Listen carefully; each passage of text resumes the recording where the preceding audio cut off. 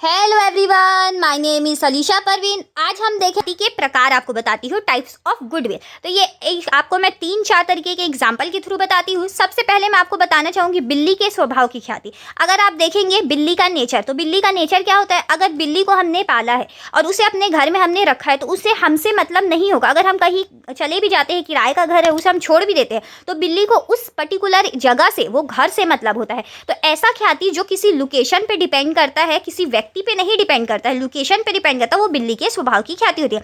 सबसे सही चीज ये होती है कि बिल्ली के स्वभाव की ख्याति का ही सबसे ज्यादा मूल्यांकन होता है।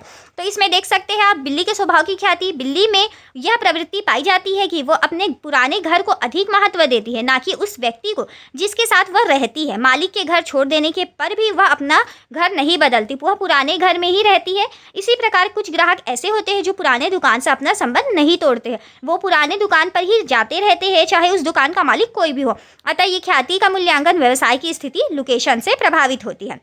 तो जगह की वजह से ख्याति होगी तो वो बिल्ली की ख्याति होगी। अब देखिए आप कुत्ते का स्वभाव की ख्याति। अगर आपने कभी डॉग पाला होगा तो उसके लिए आपने ये नोटिस किया होगा कि कुत्ते को केवल जो उसका व्यक्ति, जो उसका मालिक है, जो पाल रहा है, उससे मतलब होता है। अगर आप उसे किसी अच्छे जगह में भेज भी देते हैं, अपने आप तो उसे अच्छे तरीके से रख रहे होंगे, लेकिन उससे भी बेहतर जगह में उसको भेज दे रहे हैं, लेकिन वहाँ पर उसका मन नहीं लगेगा। अगर आपके साथ उसका बहुत ज़्यादा संबंध है, अच्छा संबंध है, तो वो आपके साथ ही रहना पसंद करेगा। तो ऐसा ख्याति जो किसी व्यक्ति, पर्टिकुलर व्यक्ति की वजह से उत्पन्न होती है, वो कुत्ते के स्वभाव की ख्याति होती है। जैसे कि हम डॉक्टर, चार्टेड अकाउंटेंट, वकील का ले ले। अगर हमें किसी एक डॉक्टर का दवा लगता है, वो कहीं और जाके शिफ्ट हो जा रहा है, दूर भी भले रहेगा, तो वहाँ पे ही हम उसे ढूंढ के जाना पसंद करेंगे। तो कुत्ते के स्वभाव की ख्याति ये होती है। अब चूहे के स्वभाव की ख्याति की बात हम करें तो चूहे के स्वभाव की ख्याति क्या होती है। हमें जो सबसे सामने में मिले जगह, जैसे कि हमारे कोई किराना स्टोर है, वहाँ से हम सामान खरीदना पसंद करेंगे। मतलब सामने में जो भी रहेगा वहाँ से हम सामान खरीदना पसंद करेंगे। इसमें जगह का भी कोई वैल्यू नहीं है, पर्टिकुलर इंसान का भी कोई वैल्यू नहीं। देखिए खरगोश के स्वभाव की ख्याति,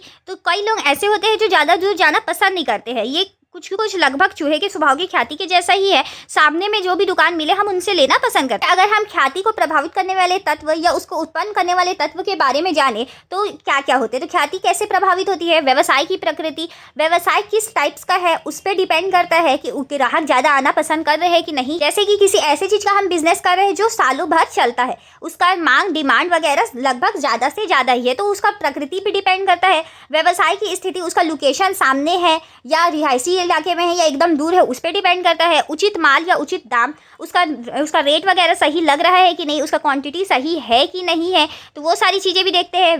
व्यवहार की कुशलता, अगर आप किसी से सही से बात कर रहे हैं तो वो आपकी दुकान में जाना पसंद करेगा। एकाधिकार व अन्य अधिकार, जिसका एक अधिकार होता है, जैसे कि किसी एजेंसी का, LG कंपनी वगैरह, ऐसे दुकान जिनका लाइसेंस पे डिपेंड करता है या एकाधिकार होता है, उन चीज़ों का ख्याति सबसे ज़्यादा होता है।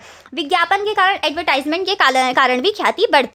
आप ग्राहकों को अच्छी सुविधाएं दे रहे हैं तो आपके पास वो जाना ज़्यादा पसंद करेंगे।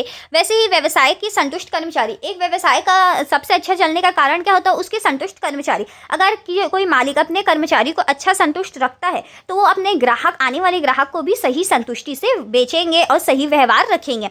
अब देखिए ख्याति की अगर हम गणना की बात करें तो इसकी 4 विधियाँ होती है। पहला औसत लाभ, दूसरा अधिलाभ, तीसरा पूंजीकरण विधि और चौथा वार्षिकी विधि।